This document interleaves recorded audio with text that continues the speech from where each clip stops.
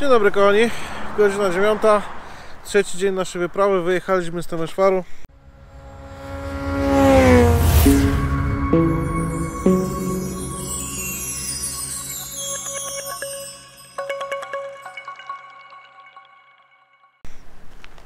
Kierujemy się dalej w stronę naszego celu, czyli Wielkiego Tyrnowa, z naszej Bułgarii.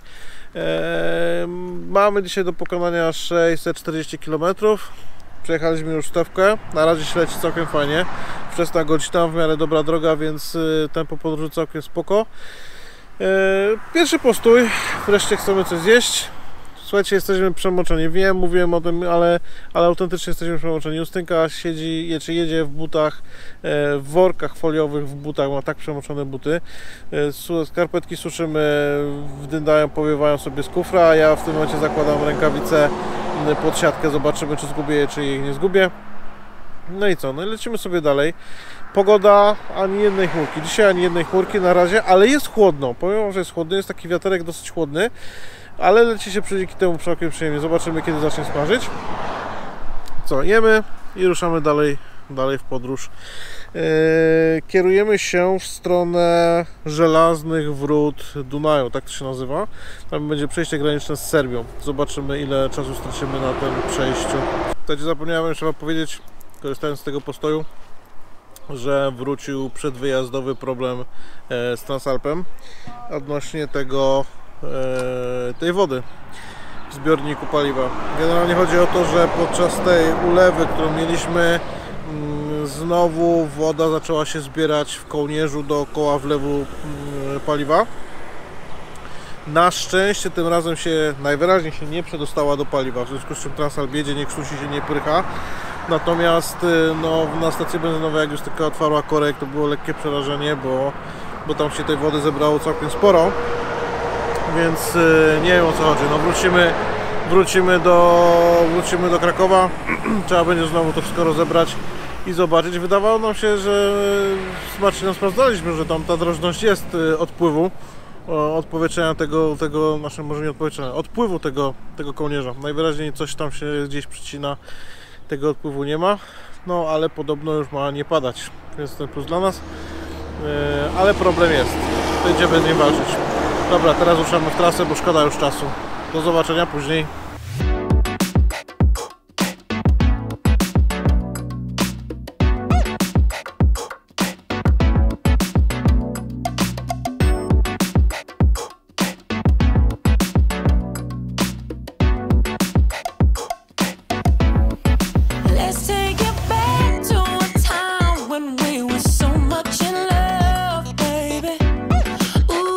Tego dnia ruszamy dość wcześnie. Słońce długo utrzymywało się nad horyzontem, przez co mieliśmy wrażenie, że ruszyliśmy tuż po wschodzie słońca. Kierunek południowy wschód. Początkowo ruszamy autostradą A1. Trudno mówić o jakiejś ekscytacji, a autostrada jak autostrada. Następnie ruszamy na południe drogą numer 6 i tutaj już nudno nie było. Bardzo fajna, urokliwa droga wijąca się wśród wzgórz i gór. Ma tylko jedną wadę.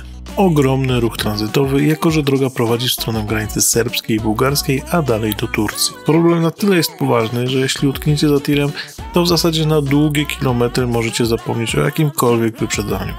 Za to można pooglądać okolice. Monastyry, zabytkowe krzyże, dużo ciekawych miejsc, gdzie można by się zatrzymać, żeby liznąć trochę historii. Jednak mamy w głowie to, że do celu dzisiejszego dnia daleka droga i nie mamy za wiele czasu na dodatkowe atrakcje.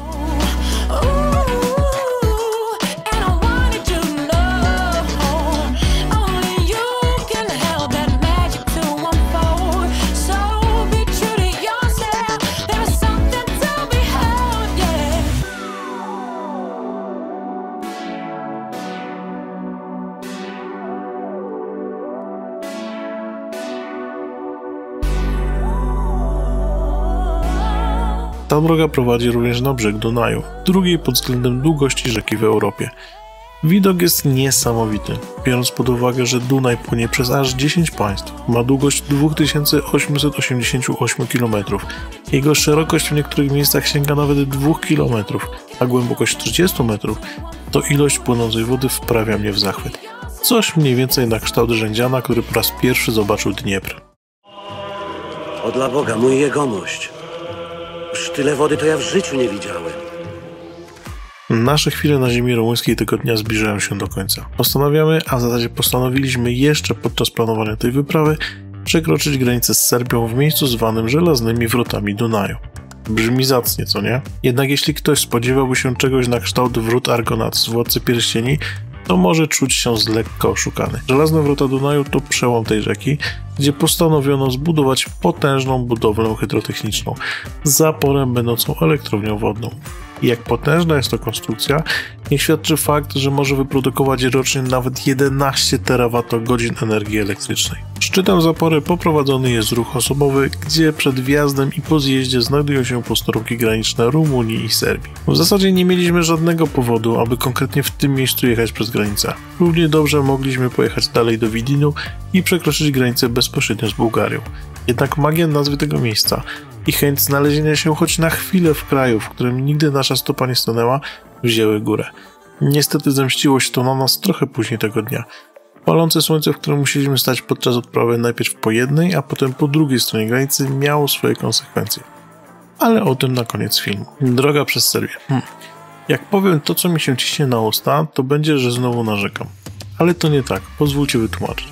Przez Serbię jechaliśmy około 80 km. W całości ta droga była nudna? Nie, raczej monotonna. W zasadzie nic się nie działo. Nie zrozumcie mnie źle, bo było ładnie.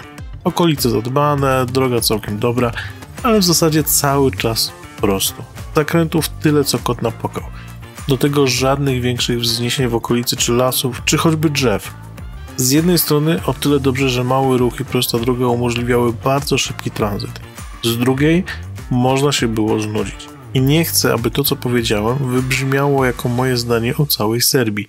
Chodzi mi tylko i wyłącznie o ten konkretny odcinek. Witajcie kochani na serbskiej ziemi.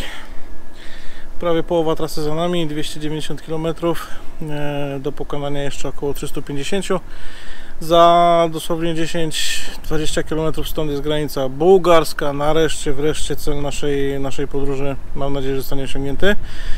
Trochę nam zeszło na granicy rumuńsko-serbskiej, na słynnych Żelaznych Wrotach Dunaju, ale to też było spowodowane tym, że czyścili Dunaj.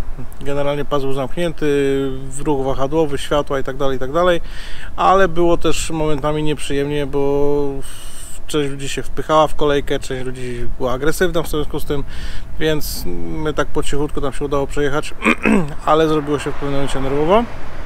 Ale dogrzało nam sporo, znowu o tym mówię, dlatego że staliśmy niestety, no nie dało się inaczej, musieliśmy stać, ale staliśmy w pełnym słońcu. Miłe było to, że pan strażnik graniczny serbski nas wyciągnął z kolejki i kazał zjechać do okienka i załatwił nas jak gdyby poza kolejnością, żebyśmy nie musieli zbyt długo czekać. Jesteśmy na jakiejś stacji w Serbii, miejscowość Negotin, jakoś tak to się wymawia, nie wiem, nie mam pojęcia, nie znam serbskiego, sorry. Postój, dłuższy postój, wreszcie jakiś popas, bo już zaczęło nas w pewnym momencie, pójdę do słońca, zaczęło nas w pewnym momencie z głodu już telepać, że byliśmy tak głodni, ale z drugiej strony się tak fajnie jechało tymi serbskimi wioskami, nawet nie wioskami, tylko właśnie tymi poza miejscowościami, drogami, że aż żal było się zatrzymywać. Fajny asfalt, leciało się całkiem przyjemnie. No to więc tak, robimy szybki popas, coś musimy zjeść, coś musimy się napić. Przy okazji tam gdzieś, mam nadzieję, że tego nie widać, gdzieś tam z tyłu za nami się suszą nasze rzeczy, które nie doschły jeszcze od środy. I jeszcze tam rzeczy, które były wyprane, się suszyły. Znaczy się suszą w tym momencie. Idę jeszcze za chwileczkę, wam pokażę naszą tajną broń, bo trzeba ją wreszcie wyciągnąć, żeby się zaczęło robić naprawdę ciepło. Pokażę wam naszą tajną broń i ruszamy dalej w stronę Bułgarii. Potem jeszcze tylko 350 km i będziemy na miejscu.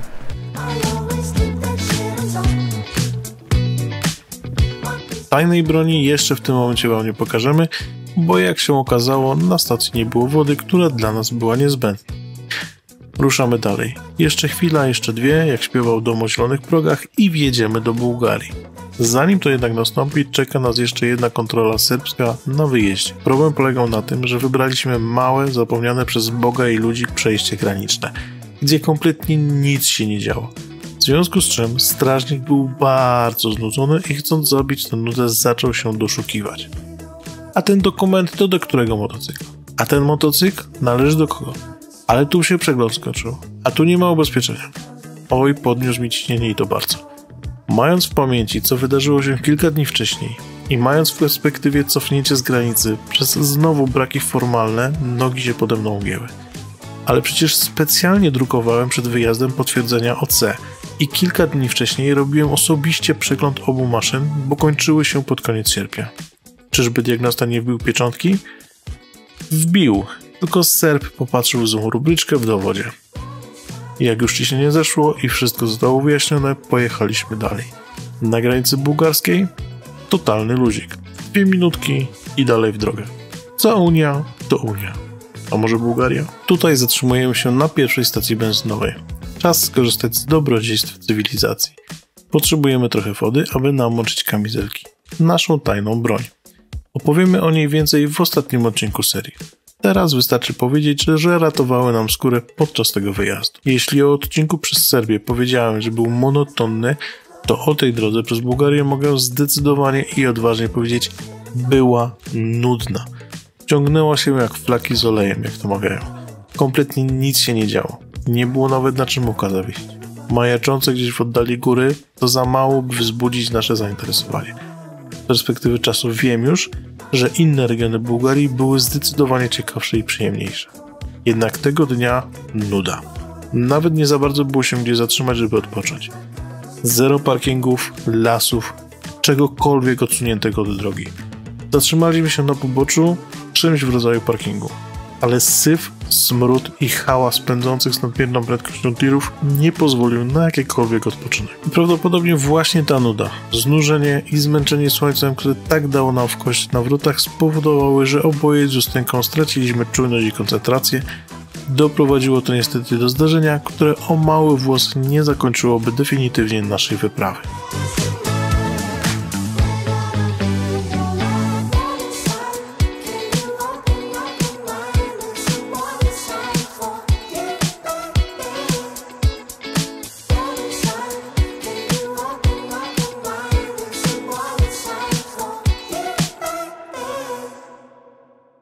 Dzień dobry moi drodzy, a w zasadzie przyjmijmy, że dobry wieczór, bo muszę nagrać podsumowanie wczorajszego dnia, ale wczoraj już nie mieliśmy kompletnie na to siły, dlatego robię to dzisiaj. Słuchajcie, dojechaliśmy wczoraj do Wielkiego Tyrnowa, 640 km za nami. Czy bezpiecznie? Zaraz do tego dojdę. Powiem tylko tak, niech ten popieprzony rok już się skończy, bo ja już mam go dość. Kochani, mieliśmy wczoraj zdarzenie drogowe. Niestety położyliśmy obie maszyny. Najważniejsza informacja jest taka, nic nam nie jest. Nic nie nam nie stało, troszkę mnie boli ręka, troszkę boli kolano, ale to raczej stuczenie, nic, mogę tym ruszać, nic mi się nie dzieje, słuchajcie, nic poważnego, tak? Samo zdarzenie też było bardzo głupie, po prostu poślizgnęliśmy się na piasku na drodze. Tak a propos sytuacji drogowej w Rumunii i tego, jak te drogi w Rumunii wyglądają. Obydwoje poślizgnęliśmy się na piasku, poleciała najpierw ja, bo jechałem z przodu, potem poślizgnęła się Justynka, poleciała i walnęła w mój motocykl, który już leżał na asfalcie. W związku z czym nam się nic nie stało, bo prędkość była naprawdę, uwierzcie mi, że prędkość była naprawdę nieduża, natomiast ucierpiały nasze maszyny. I tutaj się pojawił teraz problem, bo nie wiemy, czy będziemy kontynuować naszą podróż, nie wiemy, co dalej z naszą podróżą, będziemy się teraz zastanawiali przez ten dzień. Dzisiejszego dnia idziemy zwiedzać sobie Wielkie Tyrnowo i przy okazji będziemy się zastanawiali, co robimy dalej z naszym wyjazdem, czy wracamy, czy kontynuujemy ten wyjazd, ale o tym się dowiecie pewnie z następnego filmu lub z relacji na Instagramie. Ci, którzy tam są, dowiedzą się pierwsi. Jakie szkody? Szczerze powiedziawszy, dokładnie jeszcze nie wiem. Za chwileczkę dopiero wychodzimy na miasto, pójdziemy do motocykli, spróbujemy sobie to jakoś tak tego dnia zobrazować, co tam się wydarzyło. Wczoraj tak na szybko, dosłownie na szybko, dlatego że gonił nas czas i trzeba było szybko postawić motocykle, więc pierwsze pytanie brzmiało, czy nam nic nie jest? To było wszystko ok. Co z motocyklami? Czy odpalają? Odpalały. Trzecie pytanie, czy nadają się do jazdy? Okazało się, że się nadają do jazdy, tylko musieliśmy dokonać pewnych drobnych napraw. Problem polega na tym, że ucierpiała TDM-a, tutaj poleciała, złamała się szyba, kiedy kierownica dobiła do szyby. Prawdopodobnie jest lekko skrzywiona półka. Motocykl jedzie prosto, ale mam lekko przekrzywioną kierownicę, więc podejrzewam, że jest tylko skrzywiona półka. Większy problem był taki, że rozleciało się lewe lusterko i drugi większy problem polega na tym, że kiedy motocykl Justynki dobił w TDM-ę, walnął w kufer prawy, w związku z czym złamał, co ciekawe, kufer jest cały, ale złamał wing racka, w związku z czym ten kufer muszę postawić sobie za sobą na fotelu, na kanapie i duct tape'em przykleić do drugiego tego centralnego kufra. Transalp niestety ucierpiał gorzej, dlatego że poleciały plastiki, poleciała czacha, czyli będziemy szukali czachy po powrocie. Poleciało mocowanie kierunkowskazu, w związku z czym musieliśmy to jakoś pokleić i tutaj bardzo dziękujemy anonimowemu Bułgarowi, który udzielił nam wielkiej pomocy, który kazał mi ubrać kask, wsiąść na jego skuter, zawiózł nas do sklepu. W sklepie koleś ni ząb nie mówił po angielsku, ale ten anonimowy Bułgar, który nam pomógł, mówił dosyć fajnie po angielsku, w związku z czym kupił za własne pieniądze duct tape'a, kupił za własne pieniądze lusterka do TDM-y. To jest mega, kupił po prostu lusterka do TDM-y, więc na miejscu szybko wymieniliśmy to rozbite lusterko, posklejaliśmy na tyle, na ile byliśmy w stanie, tak na szybko Transalpa, tak żeby się dało jechać, żeby nie wystawały żadne jakieś tam ostre krawędzie, żeby nikt nam nie zrobił żadnego problemu z tym. No i facet chce iść, więc daliśmy mu tam jeszcze na odchodne parę euro za to, że tyle, ile mieliśmy za to, że nam pomógł i nic za to nie chciał, po prostu jakoś się chcieliśmy odwdzięczyć. Słuchajcie, motocykle są sprawne na tyle, na ile jadą, to jest najważniejsze, nie wyglądają pięknie, ale jadą, w związku z czym teraz, tak jak wspomniałem wcześniej, dzisiaj się zastanawiamy, co robimy dalej, czy kontynuujemy podróż, czy wracamy do Polski. Jeżeli będziemy kontynuować, to na pewno w jakimś tam zakresie okroimy, ale to słuchajcie, to są dyskusje, które będziemy teraz podejmowali, decyzje, które będziemy podejmowali codziennie, co robimy z następnym dniem, więc sytuacja jest dynamiczna, dzięki temu myślę, że będzie więcej subskrybentów na tym kanale. W związku z czym sytuacja jest dynamiczna, zostańcie z nami do następnych odcinków, zobaczycie, co się będzie działo dalej z naszą podróżą. A teraz znaczy nie idziemy na jednego, teraz idę szybko zjeść śniadanie, ubieramy się i idziemy na miasto, ponieważ miasto, z tego co widzieliśmy wczoraj wieczorem, jest przepiękne i będzie co oglądać. Do zobaczenia w następnym odcinku, trzymajcie się, cześć.